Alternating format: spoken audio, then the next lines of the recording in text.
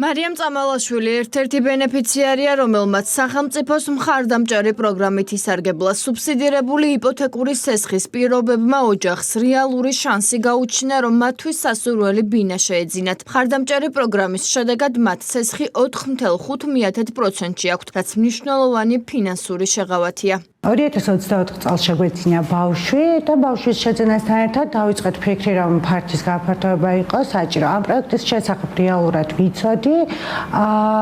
შემდეგ უკვე მოვიძიეთ დეტალები. სუბსიდირების პროგრამამ თითქოს ბიძგი მოგვცა და სწორედ ამ პროექტის დახმარებით და საშუალებით უფრო დააჩქარდა ეს პროცესი, რაც შორეული პერსპექტივა იყო ბინის შეძენის და გაფართოების. მთავრობის მხარდამჭერი პროგრამა 2021 წლიდან ხორციელდება, რომლითაც 7650 ოჯახმა უკვე ისარგებლა. პროგრამის მიხედვით ახლად შეძენილ შვილზე ოჯახებს საშუალება აქვთ მიიღონ იპოთეკური სესხის სუბსიდირება. სესხზე დარიცხული საპროცენტო სარგებლის თანადაფინანსებას სახელმწიფო 5 წლის მანძილზე უზრუნველყოფს.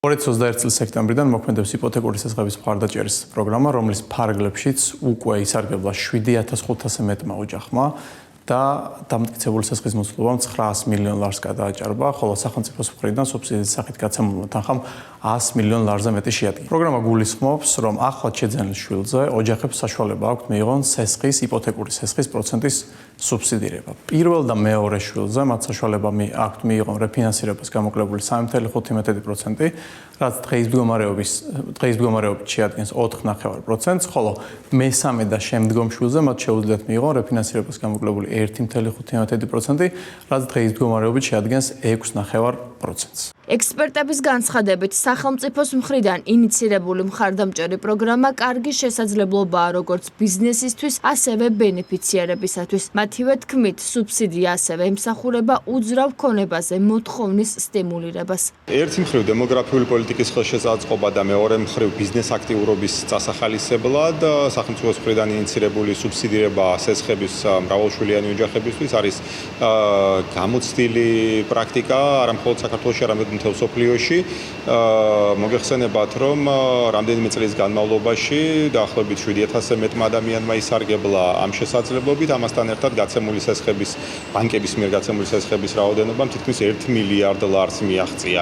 მაშინ, როდესაც ამ პროცენტების დაფარვისთვის სახელმწიფომ სულ რამდენიმე მილიონი ლარი გამოყო, რაც იმას ნიშნავს, რომ როგორც სამშენებლო ინდუსტრიას ხელი შეეწყო, საბანკო სექტორს ხელი შეეწყო. სახელმწიფო თავის ეკონომიკური პოლიტიკით მიმართულია სოციალური საჭიროებების დაკმაყოფილებისათვის.